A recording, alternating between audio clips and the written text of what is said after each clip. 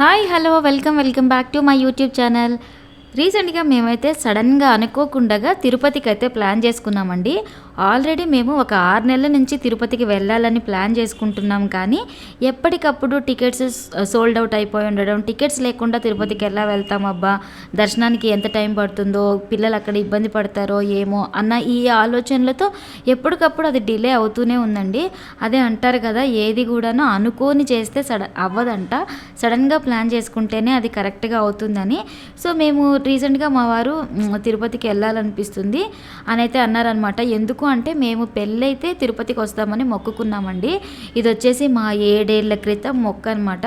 తర్వాత వరుసగా డెలివరీలు, కోవిడ్ రావడం, అలాగే ఆఫీసులు రీఓపెన్ అయిపోవడం, ఇవన్నీ జరగడం వల్ల అసలు తిరుపతికి వెళ్ళాలి మొక్కు ఉంది అన్న విషయం అలా ఆగిపోయిందనమాట. ఇంకా మా వారు ఖచ్చితంగా తిరుపతికి ఒకసారి వెళ్ళేసి రావాలి, ఆ వెంకటేశ్వర స్వామిని దర్శనం చేసుకొని రావాలి, అప్పుడే మనకి అన్నీ మంచిగా జరుగుతాయని అయితే అన్నారనమాట. అనుకోకుండా సడన్గా మాటల్లో ఇవాళ ఖచ్చితంగా తిరుపతికి వెళ్దామని ఈవినింగ్ మేము 4:30 ఆ టైంకి అయితే డిసైడ్ అయ్యామండి. ఇంకా అనుకున్న వెంటనే ఆలస్యం చేయకుండా మా ఆయన అయితే బస్సు అయితే బుక్ చేసేసారు. మేమైతే స్లీపర్ బస్ బుక్ చేసుకున్నామండి. ఇది టిన్ ఫ్యాక్టరీ నుంచి తిరుపతికి అనమాట. మేము బస్ బుక్ చేసుకునింది 11 o'clockకి. మేము ఆల్మోస్ట్ 3:30, 3:40 ఆ టైం కల్లా తిరుపతికి అయితే రీచ్ అయిపోయామండి. మేము వెళ్ళింది వచ్చేసి వారం మధ్యలో వెళ్ళామండి. మేము తిరుపతికి వెళ్ళిన రోజు తిరుమల కొత్త టీటీడీ చైర్మన్ బిఆర్ నాయుడు గారి ప్రమాణ స్వీకారం అంట. ఆ రోజు ఈ అన్ని విషయాలు తెలుసుకోకుండా వెళ్ళిపోయాం కదా హడావిడిగా. అసలు దర్శనం అవుతుందా లేదా, లేట్ అవుతుందా, ఇవన్నీ టెన్షన్స్ ఉండేయండి. ఇంకొకటి ఏంటి అంటే తిరుపతిలో ఒక కొత్త సిస్టమ్ కూడా వచ్చిందంట. అంటే మనకి టికెట్కి వెళ్ళే సర్వదర్శనాని కోసం మనం తీసుకునే టోకెన్స్ ఏవైతే ఉన్నాయో అవి మనకి కింద తిరుపతిలో ఆర్టీసీ బస్టాండ్ దగ్గర, అలాగే అలిపిరి మెట్ల దగ్గర అలా టోకెన్స్ అయితే ఇస్తూ ఉన్నారంటండి. మాకు ఆ విషయం తెలియదు అనమాట. మాకు తిరుపతికి రీచ్ అయిన తర్వాతే తెలిసింది. ఇంకా ఈ ఆటోలో మేము అక్కడికి వెళ్ళేసి ఆ టోకెన్స్ అయితే తీసుకున్నాం. ఆ టోకెన్లో మాకు వచ్చిన టైం వచ్చేసి, మాకు బుక్ అయిన స్లాట్ వచ్చేసి ఆ రోజు తెల్లవారుజామున 3:30కు ఉందన్నమాట అండి. కానీ మేమేమనుకున్నామంటే మేము తొందరగా రీచ్ అయిపోయాం కాబట్టి ఫస్ట్ అయితే లాకర్స్ తీసుకొని అక్కడ మా లగేజ్ అంతా పెట్టేసి ఫస్ట్ పిల్లలిద్దరికీ తలనీలాలు అయితే ఇచ్చేసి తర్వాత వరుసగా నేను మా వారు ఒకరొకరమే రెడీ అయితే అయిపోయి వచ్చేసాము. మామూలుగా నేను అనుకున్నాను మా పిల్లలిద్దరు జుట్టులో చాలా క్యూట్గా ఉంటారు, గుండు కొట్టిస్తే ఎలా ఉంటారో ఏమో అని చాలా భయపడ్డానండి. కానీ గుండులో కూడా నిజంగా సూపర్ క్యూట్గా ఉన్నారు కదా. అంటే కాకి పిల్ల కాకి ముద్దు అంటారు కదండి, అలాగే నా పిల్లలు నాకు ముద్దేమో.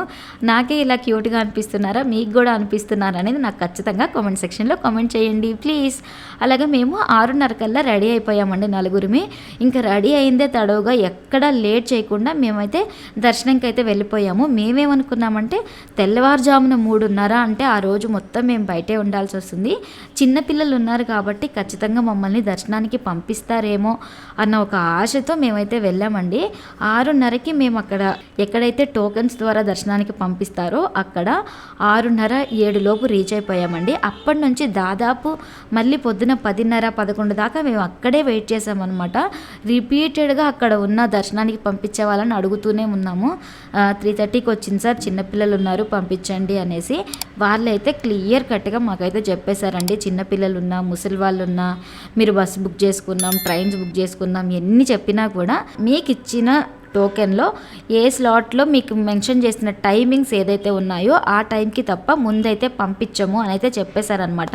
సో ఇంకా మేము చేసేది ఏమీ లేక వెనక్కి వచ్చేసి, మనకి తిరుపతిలో ఎక్కడ చూసినా అన్నప్రసాదాలు పెడుతూ ఉంటారు కదండి, సో అక్కడ మాకైతే బిస్మిల్లాబాత్ పెట్టారనమాట. అది తీసుకొని భోంచేసాము. ఇక్కడ ఈ చూపిస్తున్నాను కదండి, ఈ ఏరియాలో మీకు సిఆర్ఓ ఆఫీస్ అనైతే ఉంటుందన్నమాట. ఈ సిఆర్ఓ ఆఫీస్ దగ్గర మనకి 50 రూపీస్ రూమ్స్ కోసం టోకెన్స్ అయితే ఇస్తూ ఉంటారు. సో మేమేమనుకున్నామంటే ఇంకా మళ్ళీ మేము ఫ్రీ దర్శనానికి వెళ్ళినా లేదంటే సేమ్ ఇదే టోకెన్ ద్వారా దర్శనానికి వెళ్ళినా కూడా మేము ఆ రోజంతా బయటనే స్పెండ్ చేయాల్సి వస్తుంది.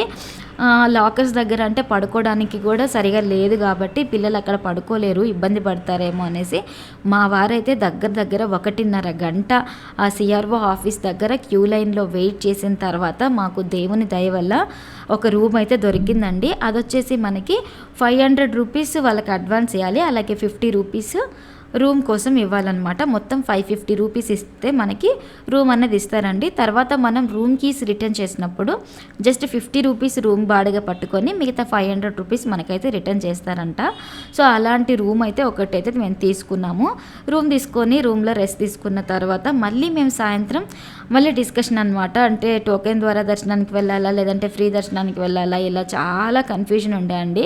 మాకైతే ఇక్కడ చేతిలో రూమ్కి సంబంధించిన టోకెన్ ఉంది, అలాగే మా కళ్ళెదురుగా ఆ రూమ్ నెంబర్ కూడా కనిపిస్తుందండి. కానీ ఆ రూమ్కి సంబంధించిన కీస్ ఎక్కడ ఇస్తారనేది తెలియదండి. మామూలుగా అంటారు కదండి, ఆ ఏడుకొండల వాడు అంత ఈజీగా దర్శనం ఇవ్వడు, ముప్పు తిప్పలు పెట్టి కానీ ఆయన దర్శనం మనకి దొరకదు అనేసి.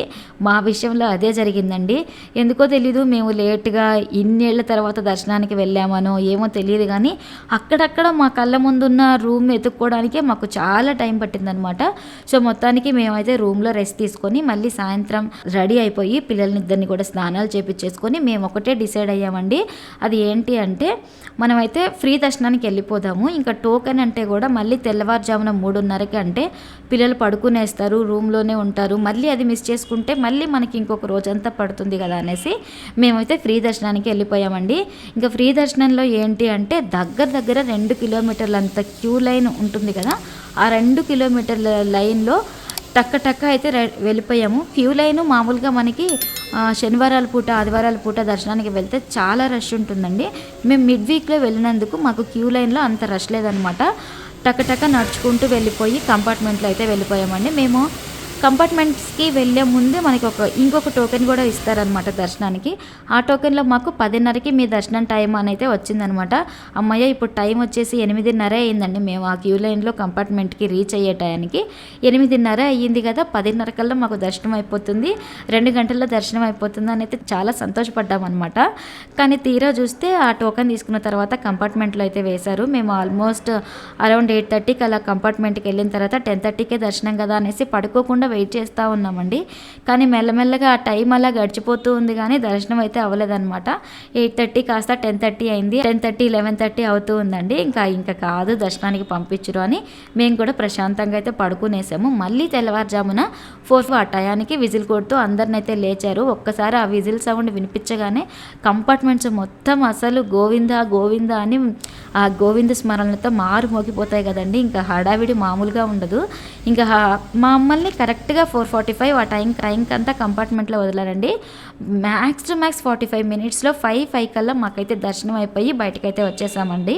ప్రశాంతంగా అంతసేపు అక్కడ తిరిగి రూమ్ కోసం వెయిట్ చేసి ఇవన్నీ చేసిన తర్వాత కూడా కరెక్ట్గా 45 మినిట్స్లోనే ఆయన దర్శనం, ఆ ఏడుకొండల స్వామి దర్శనం చేసుకొని ప్రశాంతంగా మళ్ళీ 7:30కి అంతా న్యూ గో ట్రావెల్స్లో బస్ బుక్ చేసుకొని మేము బెంగళూరుకి అయితే రిటర్న్ అయిపోయామండి. ఇదండి మా తిరుపతికి సంబంధించిన వ్లాగ్. ఐ హోప్ ఈ వీడియో మీకు నచ్చింది అనుకుంటున్నాను.